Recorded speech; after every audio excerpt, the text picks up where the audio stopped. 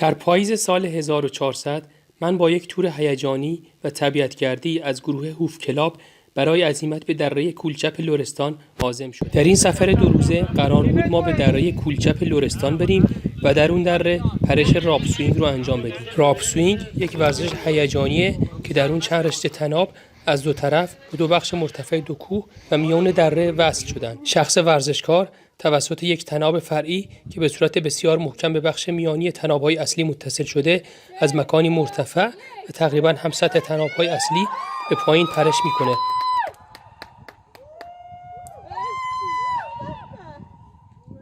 حالا خوبه آفتاب در اومده قشنگ مشخصه و مثل آونگ در میان دره شروع به تاب خوردن میکنه.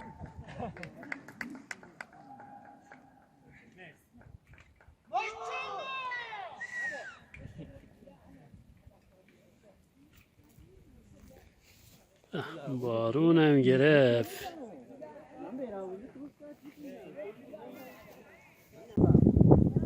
یک دو سه رو بلند بگو عباس. پایین رو نگاه کن لذت ببر. نه ببین بعدا پشیمون میشی. ببین مثل حالت بد شه. بابا فکر رفتی سوریه رفتی رشید. نه میخوره خب راست خوش بکن مثلا.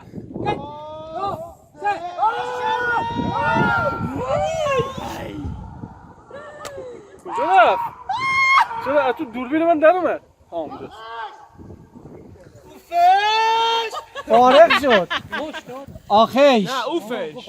الویسیش. بلند بگو خدایا شکره. ماشاءالله ماشاءالله بگین دیگه بگین معرفی کنین نده. سهیلا هستم. سهیلا. شما؟ آرزو. پردیس. سعید. فاطمه جان. نیفتی فاطمه. قاسم هستن که باسم خاص. سنیوریتا هستن. ماری هستم ماری. نیفتادی. هست اگه خدا کنه اون مشکل حالا بشه. دیگه کارو معرفی کنین لطفا. جاوید هستم. به به. ماشاءالله ماشاءالله ماشاءالله. مردان گروه. بسم الله الرحمن الرحیم. کریم هستن. ماشاءالله. کریم حاج باقر.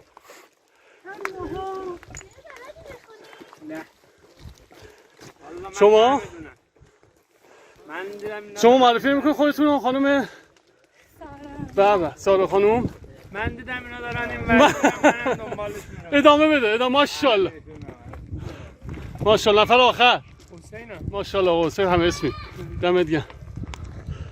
در این تور 2 روزه قرار بود ما صبح زود از خرم‌آباد با ماشین به ابتدای دره کولچپ بریم. این دره در فاصله حدوداً 100 کیلومتری آزادراه خرم‌آباد دسفول واقع شده. دره کولچپ یک منطقه گردشگری و جاذبه توریستی بسیار زیباست که آبشار کولچپ هم در اون قرار داره.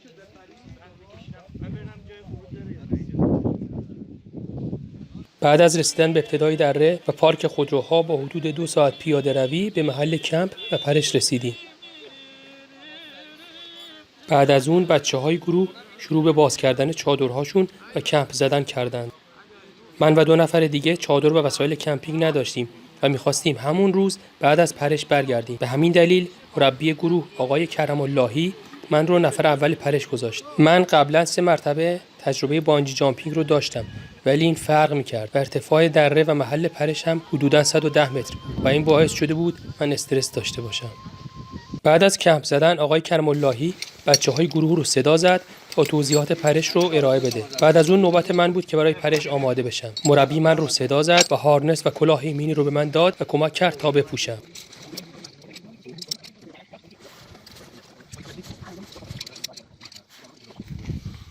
بعد من رو به محل پرش هدایت کرد. توضیحات و جزئیات پرش رو به من گفت و بعدش طناب‌هایی که به بدن ورزشکار متصل میشه رو به هارنس من وصل کرد و گفت خودتو محکم نگه دار. جایی که بتونم میگیرم. خود از خرابان میگیره ولی خب معمولا نمیده به کسی. آره دقیقاً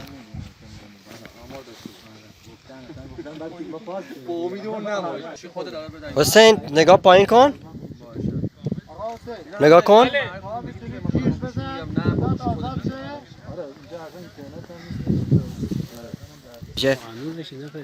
آره دیگه کلا میخوام از ثبت کنم از اول. آره ضربان قلب من.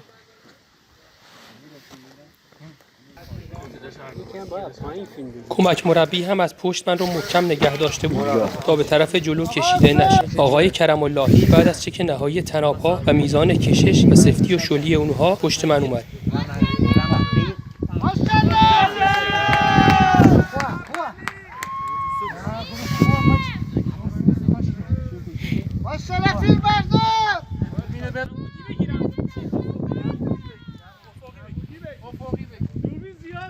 دل تو دلم نبود و استرس داشتم. دیدن دره‌ای به عمق 110 متر و اینکه قراره تا چند دقیقه دیگه از اون بالا بپری پایین واقعا دلهره‌آور بود. آقای کرم اللهی به من گفت ببین به اون سمت بپر، بر روی اون سنگ برو و به اون سمت بپر. و با دست راستش به وسط دره اشاره کرد. من داشتم با دقت به حرفاش گوش میدادم و منتظر شمارش اونها و لحظه پرش بودم که یک دفعه اونها 2 نفری من هول دادن و من در یک لحظه دیدم روی هوا.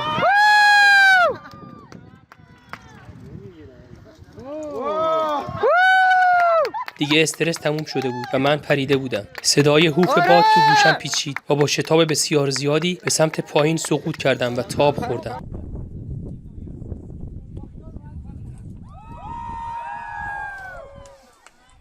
به نظر من یک چیز جالب پرش اینه که بعد از رسیدن به انتهای نوسان اول یک سقوط آزاد کوچکتر رو تجربه می‌کنیم.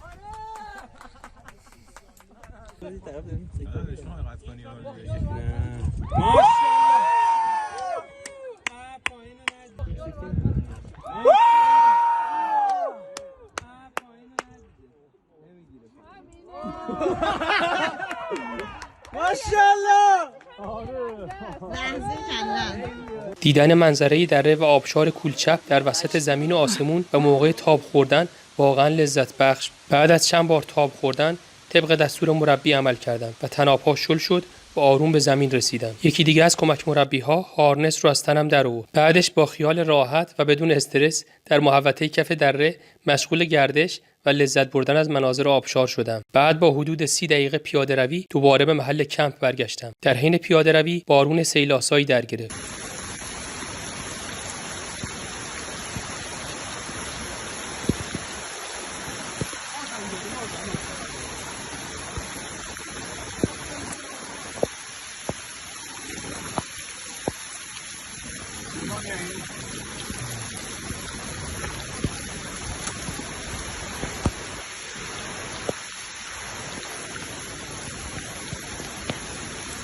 بعد از اون من و 2 نفر دیگر از همسفرها جدا شدیم و به سمت ابتدای دره و محل خودروها حرکت کردیم. بارون تندی شروع به باریدن کرده بود و ما باید زودتر به ماشین می‌رسیدیم. رودخونه خشک کف دره در اثر بارش باران با شدت زیادی جاری شده بود و عملاً سیل راه افتاده بود.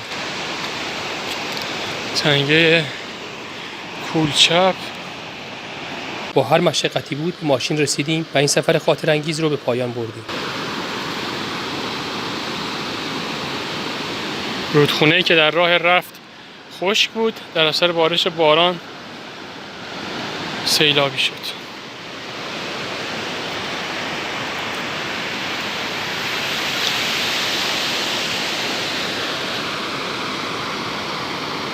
باید بگم ترس و هیجان و استرس در ورزش‌های مثل بانجی جامپینگ و راپ سوینگ طبیعیه، ولی مهم اینه که شما بخواید اون کارو انجام بدید و به ترستون غلبه کنید. امیدوارم از دیدن ویدیو لذت برده باشید. لطفاً برای حمایت از کانال در کانال سابسکرایب کنید و ویدیو رو لایک کنید. تا ویدیوهای بعدی، خدا نگهدار.